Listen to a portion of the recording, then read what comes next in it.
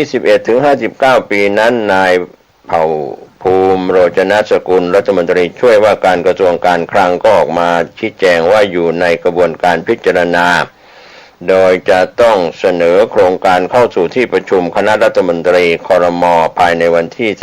30กันยายน2568ที่จะมาถึงส่วนโครงการจะออกมาต่อเนื่องหรือไม่ขึ้นอยู่กับสภาพเศรษฐกิจซึ่งจะพิจารณาอีกครั้งทั้งนี้รัฐบาลตั้งงบกระตุ้นเศรษฐกิจในงบกลางเหลืออยู่ 1.5 แสนล้านบาทหลังแจกเงินดิจิทัลเฟส 3จะทำให้เหลืองบประมาณ 1.2 แสนล้านภายในปีงบประมาณ 2568การแจกเงินหมื่นกลุ่มวัยรุ่นผ่านแอปทางรัฐครั้งแรกในครั้งนี้ยังมีเสียงวิพากษ์วิจารณ์ตามมาว่า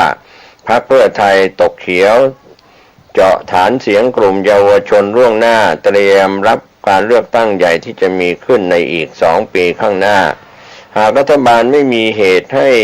ชิงยุบสภาไปเสียก่อนซึ่งการเลือกตั้งครั้งที่ผ่านมาคนรุ่นใหม่กลุ่มนี้เทคะแนนเสียงให้กับพรรคก้าวไกลที่นำโดยหัวหน้าทีมนายพิธาลิ้มเจริญรัตน์ส่วนศึกเลือกตั้งครั้งหน้าผลลัพธ์จะออกมาอย่างไรที่เพื่อไทยหวังหรือไม่ก็ต้องรอดูกันไปเพราะการแจกไปมั่วไปทำให้พายุหมุนเศรษฐกิจที่ว่าจะเกิดขึ้นเป็นเพียงลมพัดแผ่วอีกทั้งอีกกลุ่มใหญ่ที่รอแล้วรอเล่ายังไม่มีคิวสักทีก็เริ่มออกอาการเดือดปุดๆขึ้นมาแล้วต้องไม่ลืมว่ากลุ่มคนทำงานอายุ 21-59 ปีถือว่าเป็นพลังขับเคลื่อนเศรษฐกิจของประเทศตัวจริงเป็นผู้เสียภาษีให้กับรัฐมากที่สุดและเป็นผู้ที่แบกหนี้ที่รัฐบาลไปกู้เงินมาทำโครงการต่างๆพูดง่ายๆก็คือกลุ่มหาเงินเข้าบ้านและรับภาระที่เกิดขึ้นทั้งหมดเมื่อเทียบกับกลุ่มที่ได้รับแจกทั้ง3เฟสแรกกลุ่มเปราะบางและผู้พิการจำนวน 14.5 ล้านคนเฟส 2กลุ่มผู้สูงอายุ4ล้านคนและเฟส 3กลุ่มวัยรุ่น 2.7 ล้านคนเรื่องนี้ทางนางสาวพิญญาพัฒน์สันสนียชีวินสมาชิกวุฒิสภาสว.ออกมาชี้แจงสะท้อนความเห็นบนโลกโซเชียลมีการตั้งคำถามว่าทำไมถึงไม่แจกให้ผู้เสียภาษีหลักอย่างกลุ่มวัยทำงานที่เป็นผู้สร้างเศรษฐกิจและมีภาระค่าใช้จ่ายมากมายประชาชนที่เสียภาษีเริ่มรู้สึกถึงความไม่เป็นธรรมรามไปถึงเรื่องการหาเสียงในอนาคตหรือการสร้างฐานเสียงทั้งนี้ประเด็นที่โลกโซเชียลแสดงความเห็นนอกจากจะมีเรื่องความไม่เป็นธรรมคนทำงานเสียภาษีอย่างเดียวคนวัยทำงานหาเงินแทบตายไม่ได้อะไรเลยแล้วยังตั้งข้อสงสัยในการแจกเงินให้กลุ่มอายุ 16-20 ปีจะสามารถกระตุ้นเศรษฐกิจได้จริงหรือไม่เม็ดเงินที่ได้รับแจกอาจทำได้และอาจนำไปใช้โดยไม่ได้กระตุ้นเศรษฐกิจแต่อย่างใดเช่นให้ตังเด็กไปเติมเกมหรือไงหรือแจกกลุ่มที่ไม่เคยเสียภาษีและยังไม่เคยทำงานมาก่อนรวมทั้งยังเห็นว่าไม่ช่วยสร้างวินัยการเงินให้กับเด็กวัยรุ่นที่ต้องหาเงินได้ก่อนคิดใช้เงินนอกจากนั้นยังมีการวิจารณ์ความไม่เห็นด้วยโดยในเรื่องของความไม่แน่นอนของนโยบายไม่เป็นไปตามที่หาเสียงไว้ไม่ก่อให้เกิดพายุหมุนทางเศรษฐกิจ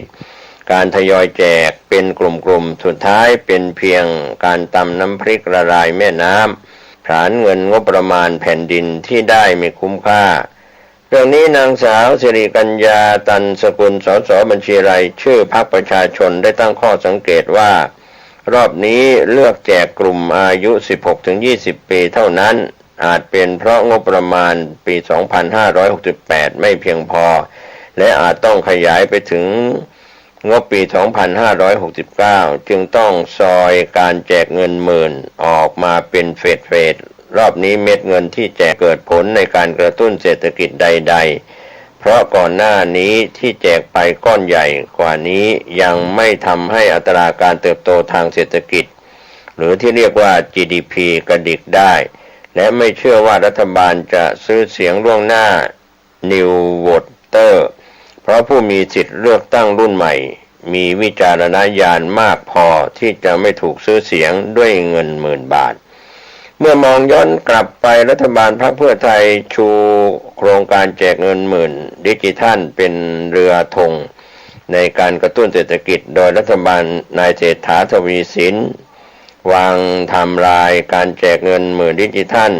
วอลเล็ตเอาไว้เมื่อเดือนเมษายน 2567 ว่าจะแจกรอบเดียวเท่านั้นผ่านซุปเปอร์แอป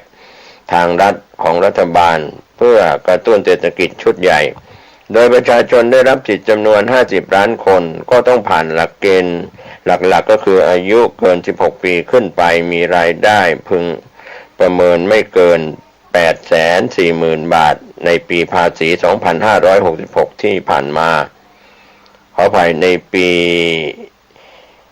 ภาษี 2566 ที่ผ่านมาและมีเงินฝากกับธนาคารพาณิชย์และสถาบันการเงินเฉพาะกิจไม่เกิน 500,000 บาทและมีเงื่อนไขสามารถใช้จ่ายได้กับร้านค้าปลีกขนาดเล็กที่กำหนดภายในพื้นที่เขตอำเภอตามที่อยู่ในภูมิลำเนาร้านค้าที่เข้าร่วมโครงการจะต้องเป็นร้านค้าที่ได้รับอนุญาตจากกระทรวงพาณิชย์และต้องอยู่ในระบบภาษีเช่นร้านโชห่วยและร้านสะดวกซื้อยกตัวอย่างเช่น7-Eleven ถือว่าเข้าข่ายเข้าร่วมโครงการนี้สินค้าที่สามารถใช้จ่ายได้คือของอุปโภคบริโภคทั่วไป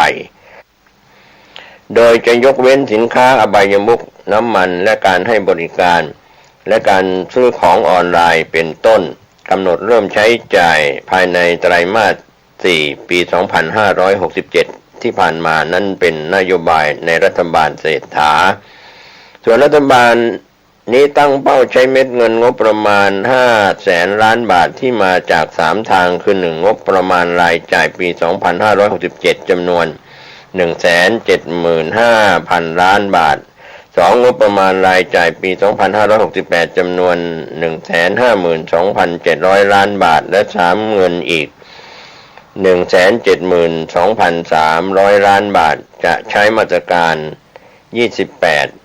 เพื่อกู้ยืมจากธนาคารเพื่อการเกษตรและสหกรณ์การเกษตรธกส.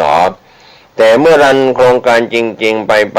มาสินค้าที่ซื้อได้ก็ปลดล็อกหมดหรือตัดรายการสินค้าต้องห้ามออกทั้งหมด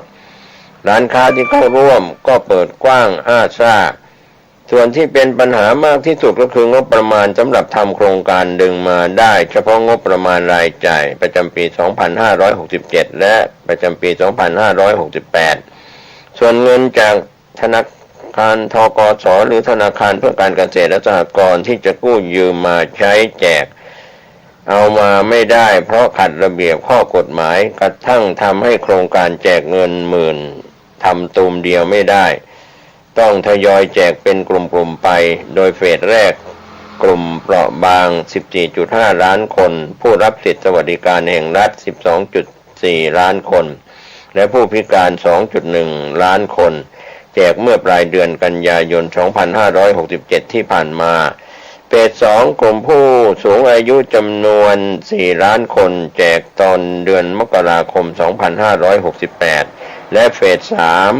กลุ่มวัยรุ่น 2.7 ล้านคนรวมแล้วยังไม่ครึ่งของกลุ่มเป้าหมายที่ตั้งเป้าไว้50ล้านคน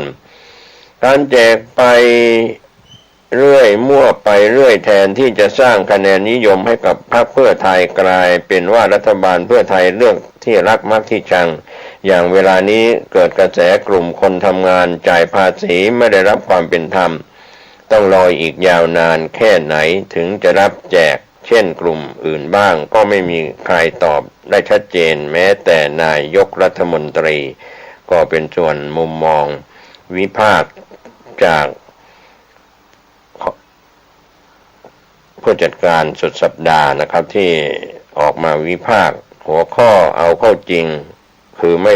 ตรงปกสักเรื่องสำหรับโครงการแจก10,000ดิจิทัลแต่เริ่มต้นจนบัดนี้ที่ล่าสุดเข้าเฟส3รัฐบาล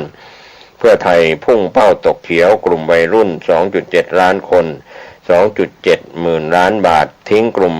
ใหญ่วัยทำงาน 20-59 ปีที่เสียภาษีให้รัฐและแบกหนี้เอาไว้ข้างหลังก็เป็นหัวข้อข่าวท่านใช้วิจารณญาณในการรับข้อมูลข่าวสารเรื่องนี้ข่าวคืบหน้าจะได้รายงานเพิ่มเติมไปทางข่าวสุดท้ายโดยทางทีมข่าวได้รายงานว่าเปิดถนน R11 เชื่อมเศรษฐกิจเชียงใหม่ถึงเวียงจันทร์สารสัมพันธ์ล้านนาถึงรันช้างสำนักงานความร่วมมือพัฒนาเศรษฐกิจกับประเทศเพื่อนบ้านได้ร่วมมือกับสาธารณรัฐประชาธิปไตยประชาชนลาวสปป.ลาวในการพัฒนาเส้นทางถนนหมายเลข 11 R11 เพื่อเชื่อมโยงระเบียงเศรษฐกิจระหว่างเชียงใหม่และเวียงจันทร์รวมระยะทางประมาณ629กิโลเมตรเส้นทางนี้เริ่มจากจังหวัดเชียงใหม่ผ่านลำพูนลำปางแพร่อุตรดิตถ์และเข้าสู่สปป.ลาวผ่านเมืองสังทองไปจนถึงเวียงจันทร์การเปิดใช้งานเส้นทาง R11 อย่างเป็นทางการเมื่อ20กุมภาพันธ์พุทธศักราช2567ในปีที่ผ่านมาก็ช่วยลดระยะทางกว่า234กิโลเมตรจากการใช้เส้นทางเดิมและประหยัดเวลากว่า3ชั่วโมงเรื่องนี้ทางนายเผ่าภูมิโรจนสกุลรัฐมนตรีช่วยว่าการกระทรวงการคลังกล่าวว่าเชื่อว่าเส้นทาง R11 จะส่งเสริมกิจกรรมทางเศรษฐกิจการค้าการขนส่งและการท่องเที่ยวตลอดเส้นทางนอกจากนี้ยังช่วยเพิ่มศักยภาพทางเศรษฐกิจการโอนถ่ายองค์ความรู้และกิจกรรมอื่นๆที่จะเกิดขึ้นระหว่างทางดังนั้นการพัฒนาเส้นทาง R11 แบ่งเป็น3ช่วงหลักช่วงแรกโครงการก่อสร้างถนนจากภูดูอำเภอบ้านโคกจังหวัดอุตรดิตถ์ถึงเมืองปากลายแขวงชัยบุรีสปป.ลาวระยะทาง32กิโลเมตรเริ่มก่อสร้างเดือนธันวาคม2555และจะแล้วเสร็จในเดือนมิถุนายน2557ที่ผ่านมาส่วนโครงการที่2พัฒนาถนนหมายเลข11ช่วงบ้านตาดทองถึงน้ำสังและ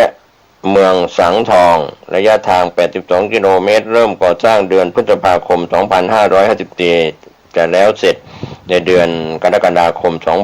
2557ในปีที่ผ่านมาโครงการที่3โครงการพัฒนาถนนหมายเลข11ช่วงครกข้าวดอถึงบ้านโนนสวรรค์สานะคามบ้านวังบ้านน้ำสังระยะทาง124กิโลเมตรเริ่มก่อสร้างเดือนตุลาคม2562จะแล้วเสร็จในเดือนกรกฎาคม2566เส้นทางนี้มีบทบาทสำคัญในการเชื่อมโยงเมืองหลักทางเศรษฐกิจของไทยและสปป.ลาวรวมถึงเชียงใหม่และเวียงจันทร์ซึ่งเป็นศูนย์กลางของภาคเหนือของไทยและสปป.ลาวนอกจากนี้ถนนสายนี้ยังเชื่อมต่อกับด่านภูดูจังหวัดอุตรดิตถ์ซึ่งได้รับการพัฒนาเป็นด่านถาวรก็ขอบคุณฐานเศรษฐกิจออนไลน์ที่ได้รายงานข่าวหัวข้อข่าวเปิดถนน R11 เชื่อมเศรษฐกิจเชียงใหม่ถึงเวียงจันทร์สารสัมพันธ์รันนารันช้างครับข้อข่าวคืบหน้าจะได้รายงานเพิ่มเติมวันนี้ข่าวชาวบ้านหมดเวลาลงผมเกษตรพัฒนิตบรรณาธิการข่าวก้าวหน้านิวก็ขอบคุณพี่น้องสื่อไทยสื่อเทศสื่อสารมวลชนทุกแขนงที่ได้รายงานข่าวประจำวันในรอบ24ชั่วโมงท่านที่อ่านหนังสือพิมพ์ออนไลน์คลิกเข้าไปที่ www.gawnahnew.com ก็ได้รับอนุญาตข่าวออนไลน์ลิงก์ไว้ท่านสามารถติดตามข้อมูลข่าวอัปเดตในรอบ24ชั่วโมงท่านใช้วิจารณญาณในการรับข้อมูลข่าวสารข่าวชาวบ้านก็เป็นส่วนหนึ่งของกระจกเงาของสังคมท้องถิ่นสังคมภูมิภาคสังคมประเทศไทยและสังคมโลกที่พี่น้องสื่อไทยสื่อเทศได้รายงานขอทุกคนทุกท่านได้ดูแลสุขภาพตัวท่านเองคนในพื้นที่เชียงใหม่กับปัญหาหมอกควัน PM 2.5 รุนแรงมากการออกไปนอกบ้านนอกสถานที่กลางแจ้งก็ขอให้ท่านได้ดูแลสุขภาพตัวท่านเองและดูแลคนในครอบครัวหน่วยงานของท่านสวัสดีครับญาติโยมท่านผู้ฟังทั้งหลายทุกท่านทุกคน อันเป็นที่ฮักที่นับถือของทุกเจ้าทุกสารทิศ